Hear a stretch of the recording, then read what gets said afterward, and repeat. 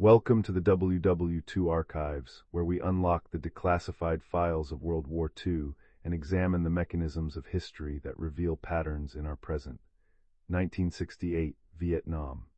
A Marine corporal 20 years old crouching in elephant grass north of Da Nang, examining a captured rifle pulled from the hands of a dead Viet Cong fighter. M1 carbine, American-made, the metal still warm.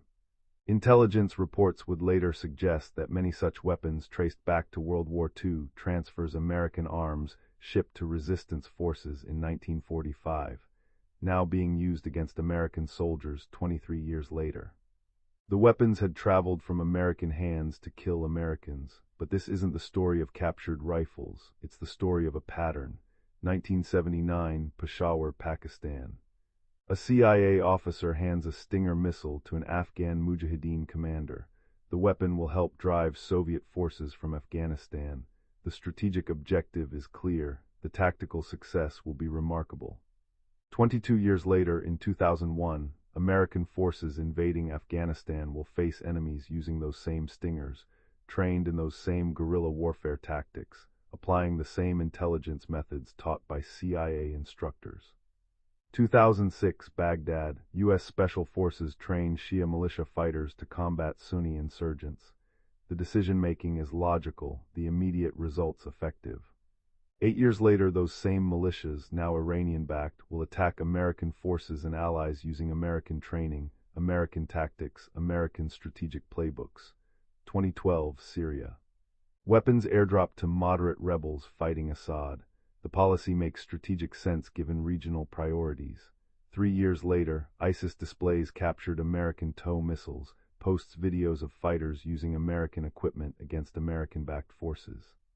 4 different decades, 4 different wars, 4 different enemies, all armed with American weapons and trained in American tactics. Why does this keep happening? What looks like random strategic failures is actually a mechanism, a predictable sequence that organizational theorists and intelligence analysts have documented and watched repeat for 70 years. This isn't conspiracy, it's not stupidity. It's a pattern in how institutions make strategic partnerships, how field intelligence gets dismissed, how short-term thinking creates long-term catastrophes. By the end of this investigation, you'll recognize the warning signs when this pattern emerges in governments, corporations, or any organization making strategic alliances. Because the mechanism that armed America's enemies in Vietnam, Afghanistan, Iraq, and Syria operates in corporate boardrooms, policy planning sessions, and strategic decision-making processes right now. This is how intelligence failure becomes institutional, how organizational dynamics override expert warnings, and how the same strategic mistakes repeat because the pattern remains invisible to those making the decisions. The mission and the warnings. July 1945. 7 OSS agents parachute into Japanese-occupied Indochina, find Ho Chi Minh seriously ill in a mountain cave. American medic Paul Hoagland saves his life with quinine and sulfa drugs. By August, OSS Deer Team is training Viet Minh fighters in American infantry tactics, transferring hundreds of American weapons, M1 carbines, Thompson submachine guns, mortars. The Viet Minh, armed with those American weapons, successfully ambushed Japanese forces. The tactics worked exactly as the OSS instructors taught. August 15th, Japan surrenders. The OSS mission succeeded perfectly. By every tactical measure, brilliant success. September 2nd, 1945, Hanoi. Ho Chi Minh declares Vietnamese independence by quoting the American Declaration of Independence. OSS officers stand on the platform with him, American flags visible in the background. Ho sends multiple letters to President Truman between September 1945 and February 1946. Each quotes Jefferson, each appeals to America's anti-colonial heritage, each asks for strategic partnership, for the alliance he believed he'd earned fighting Japan beside American soldiers. None received a response. But Major Archimedes Patti, OSS Deer Team leader, understood what was coming. In his intelligence reports filed through September and October 1945, preserved now in declassified archives, he wrote warning after warning. September report: any attempt by France to reassert colonial control will be met with armed resistance. The Viet Minh are prepared to fight, we have trained them well. October Assessment, Strategic Recommendation. The United States should support Vietnamese independence. The alternative supporting French recolonization will result in prolonged guerrilla war that France cannot win. We will then face choice between abandoning France to defeat or becoming involved ourselves in an unwinnable colonial conflict. November Intelligence Analysis. Ho Chi Minh is nationalist first, communist second. If America rejects him, he will turn to Soviet Union by necessity, not preference. We have narrow window to secure Vietnam as U.S. ally. That window is closing. The reports were filed, catalogued, ignored. What Patti was documenting, though he didn't have this vocabulary in 1945, is what intelligence analysts now call the principal agent problem. The agent in the field has ground-level data, direct observation, nuanced understanding of local dynamics. The principal in Washington has broader strategic concerns, multiple competing priorities, political pressures. When the two conflict, organizational research shows the principal almost always dismisses the intelligence rather than revises the policy. This isn't malice, it's organizational structure. Field intelligence officers have information but limited power. Policymakers have power but incomplete information. The decision-making system is designed to prioritize headquarters perspective over field assessment. In Patti's case, the strategic priority in Washington was maintaining European alliances.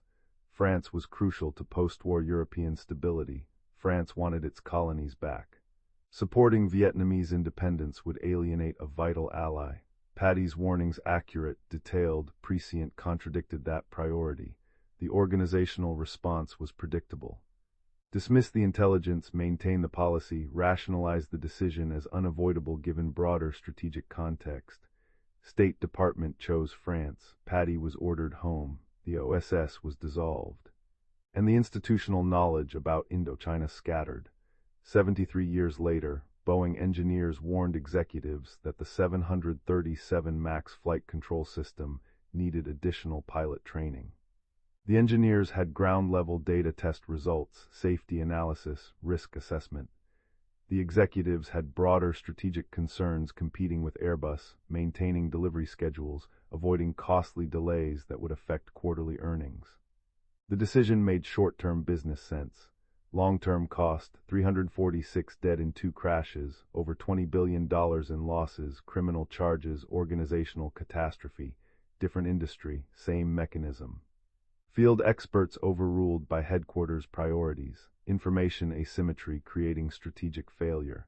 November 1946, French naval forces bombarded Haiphong, killing thousands of Vietnamese civilians. The war Patti predicted began exactly as he'd warned. The Viet Minh fought using American weapons and American tactics.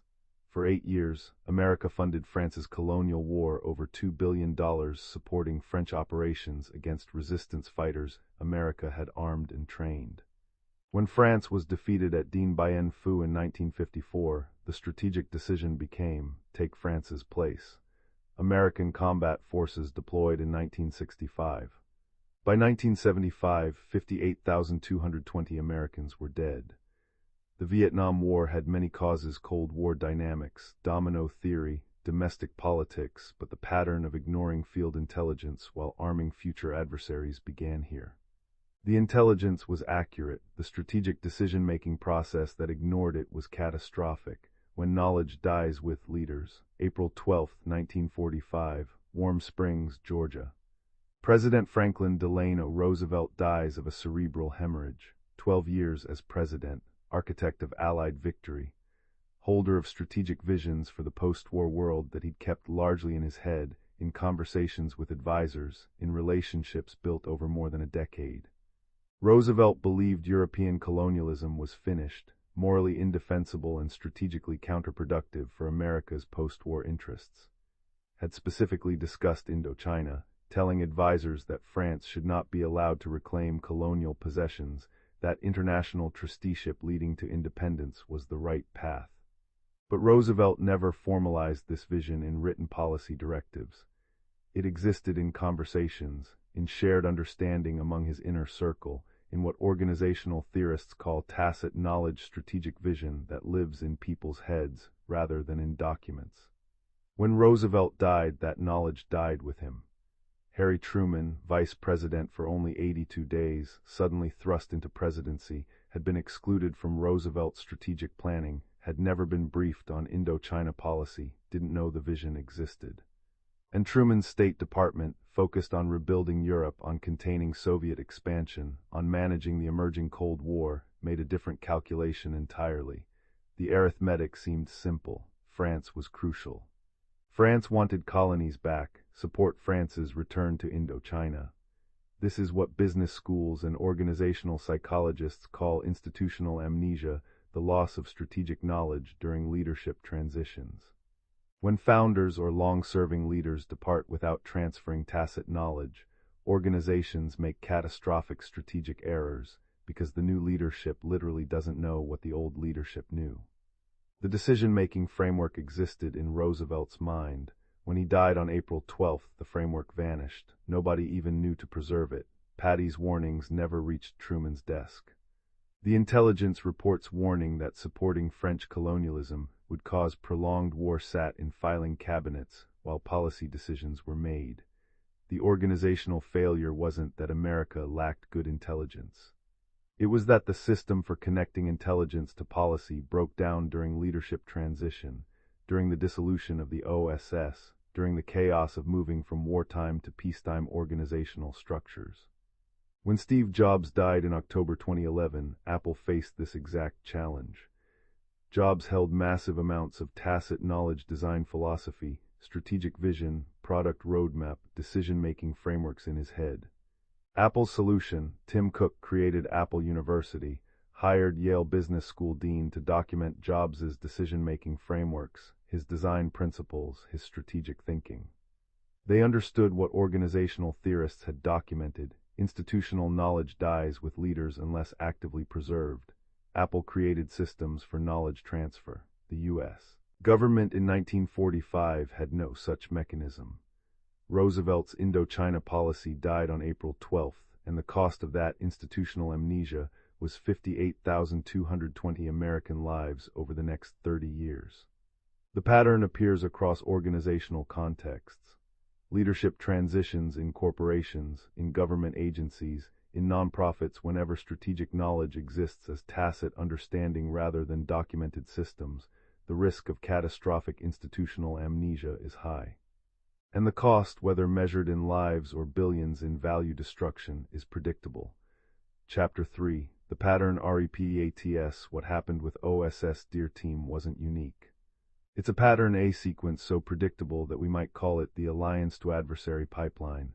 7 stages, repeats across decades, operating right now in strategic partnerships being formed by governments and corporations globally. 1979, Soviet forces invade Afghanistan. The strategic crisis is immediate. A CIA officer in Peshawar, Pakistan, meets with tribal leaders. The short-term objective is clear: stop Soviet expansion, bleed their military, turn Afghanistan into their Vietnam. The decision: arm and train mujahideen resistance fighters. From 1980 to 1989, over $3 billion in weapons, including sophisticated Stinger missiles capable of downing Soviet helicopters. Training in guerrilla warfare tactics, ambush techniques, IED construction, intelligence gathering. American instructors teaching Afghan fighters exactly what OSS had taught Viet Minh 40 years earlier.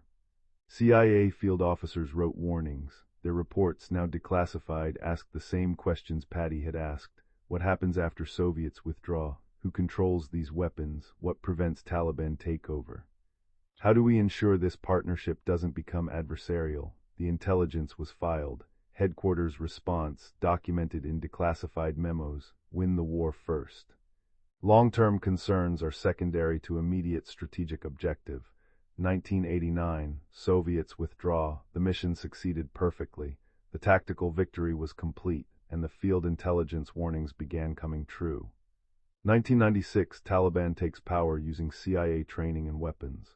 2001, United States invades Afghanistan. For 20 years, American forces fought enemies armed with Stingers from the 1980s, trained in CIA tactics, applying guerrilla warfare techniques American instructors had taught. Final cost, $2.3 trillion, 2,400 American lives, the longest war in American history, ending in 2021 with Taliban victory. The seven-stage pipeline had operated exactly as the pattern predicts. Stage 1, short-term crisis requires local partner. Stage 2, arm and train partner achieve tactical success. Stage 3, field intelligence warns of long-term risks. Stage 4, policymakers ignore warnings, prioritize immediate objectives. Stage 5, betray or abandon partner. Stage 6, fight former partner using our weapons and tactics. Stage 7, repeat without learning, without changing the organizational systems that produced the failure. Iraq, 2006. U.S. forces arm Shia militias to combat Sunni insurgents. Tactical logic is sound. Immediate results are positive. Field commanders write warnings. These militias have Iranian ties, different long-term objectives, will become adversarial when immediate threat ends. The warnings are noted and dismissed. 2014, those same militias, now openly Iranian-backed, attack American forces and American-backed Iraqi government forces. Syria, 2012, weapons transferred to moderate rebels. Field intelligence warns about weapons control, about extremist infiltration, about long-term consequences. 2015, ISIS displays captured American equipment, the same pattern, the same 7 stages. The same organizational dynamics where short-term tactical success blinds decision-makers to strategic risk, where field intelligence gets dismissed, where institutional systems reward immediate wins and punish long-term thinking. This appears in corporate strategic partnerships. Company partners with aggressive startup, shares proprietary technology, gains short-term market access. Business development officers warn. They're learning our systems, building competitive capability. This partnership has 5-year expiration date. Executive leadership focused on quarterly revenue, on current fiscal year targets, dismisses the warnings. 3 years later, former partner is direct competitor using your technology, your methods, your strategic playbooks. The alliance to adversary pipeline doesn't require weapons. It requires organizational structures that prioritize short-term metrics over long-term risk assessment, that dismiss field expertise, that fail to plan for the day partnerships end. Recognition framework. So how do you recognize this pattern before weapons shipments begin, before the partnership becomes catastrophic, before strategic decisions create future enemies? There are moments, decision points, where the pipeline becomes visible if you know what to look for. Picture the meeting. Field agent presents data, ground-level observation, nuanced intelligence. Our local partner has different long-term objectives. This alliance will backfire. We need exit strategy, we need controls, we need planning for the day this partnership ends. Headquarters responds. We understand your concerns, but strategic priorities require this partnership.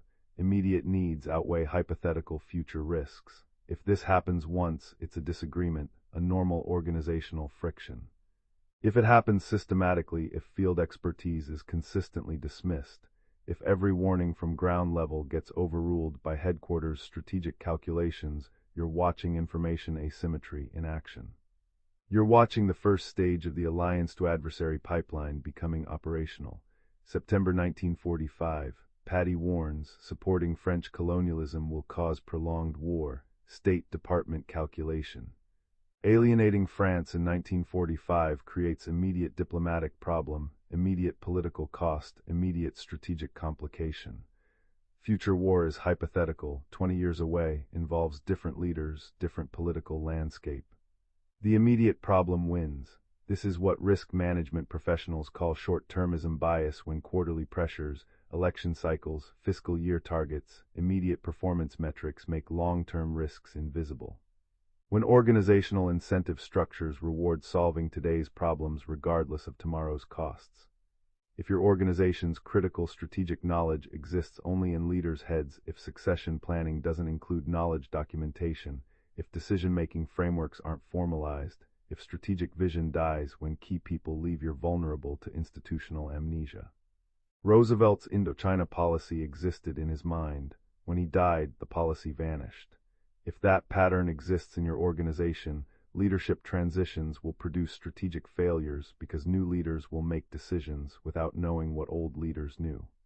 When decision makers say we have no choice but to arm them, there's no alternative, this is the only option, that rhetoric eliminates strategic analysis. There are always alternatives, always decision options.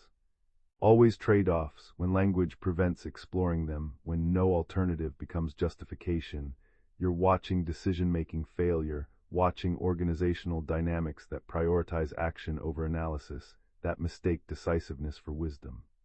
Before OSS armed Viet Minh, nobody asked, how do we end this relationship? What happens when Japan surrenders? What prevents this partnership from becoming adversarial? What's our exit strategy? If those questions aren't asked during partnership formation, if strategic planning focuses only on alliance formation, without planning for alliance termination, the pipeline is already operational. The pattern shows. Partnerships without exit strategies, without controls, without plans for the day they end, inevitably become adversarial when interests diverge. When crucial decisions leave no paper trail, when authorizations are verbal only, when meetings about strategic partnerships are off record, when documentation is deliberately avoided that indicates consciousness of future liability. People document decisions they're proud of, decisions they believe will stand scrutiny. They avoid documentation when they suspect future regret. If you're in risk management, strategic planning, or business intelligence in any organization, government, corporate, nonprofit, and you see partnerships being authorized verbally, without documentation, that's not operational security. That's organizational consciousness that this decision may not survive future analysis. These warning signs apply to your next strategic partnership, your next vendor relationship, your next major alliance. The mechanism is identical whether you're arming guerrillas or partnering with suppliers. Field expertise dismissed, short-term metrics overriding long-term risk, institutional knowledge undocumented, exit strategies unplanned. Verbal authorization without paper trail. When these patterns align, the alliance to adversary pipeline is operational. Conclusion, the pattern that stop we began with a question. Why do advanced democracies keep arming future enemies? Through the OSS Deer Team story and its repetitions in Afghanistan, Iraq, and Syria, the answer emerges. It's not conspiracy, it's not stupidity. It's a mechanism predictable, documented, observed by organizational theorists and intelligence analysts who have watched it repeat for 70 years. The alliance to adversary pipeline operates through information asymmetry where field experts get overruled, through institutional amnesia where leadership transitions erase strategic knowledge, through short-termism where immediate pressures blind organizations to long-term risks, through decision-making systems that reward tactical success without measuring strategic consequences. OSS Deer Team succeeded perfectly in August 1945. The intelligence failure came after, ignored warnings, lost knowledge, short-term thinking overriding long-term strategic planning, the cost. 58,220 American lives, 20 years of war. Afghanistan, $2.3 trillion, 2,400 American lives, 20 years ending in defeat. The strategic decision-making failures are quantifiable. The patterns are documented. The risk assessment methodologies exist. The question isn't whether the pattern exists. The question is, which current strategic partnerships will become tomorrow's catastrophes? Your government is arming which groups without exit strategies. Your company is partnering with which entities without asking field experts about long-term risks. Your organization is making which decisions that future analysts will study as case studies in organizational failure and intelligence dismissal. The decision-making framework for preventing this pattern exists. Major Patti provided it in 1945. His reports contained accurate intelligence, sound strategic analysis, practical risk assessment. What failed wasn't the analysis. It was the organizational system's ability to listen to its own experts, to preserve knowledge across leadership transitions, to prioritize long-term strategic planning over short-term convenience, to ask the hard questions about exit strategies and long-term consequences before partnerships begin. This is the WW2 archives. The pattern is documented across 70 years. The warning signs are visible in every case. The professional development question for business leaders, policy professionals, and risk management experts is, Will you recognize them before the cost becomes catastrophic? Or will you become the next case study teaching future analysts how intelligence failure and organizational failure combined to create disasters that were perfectly predictable and completely preventable? The OSS armed Ho Chi Minh in 1945. The mission succeeded. The intelligence was accurate. The strategic decision-making that ignored that intelligence created America's longest war until Afghanistan. The pattern didn't die in Vietnam. It repeated in Afghanistan. It's repeating now in partnerships being formed, in alliances being authorized, in strategic decisions being made without asking the questions Patti asked in 1945. What happens when this partnership ends? What prevents our ally from becoming our adversary? What's our exit strategy? Who controls the weapons and knowledge we're transferring? The answers exist. The question is whether organizations will listen before the cycle repeats again.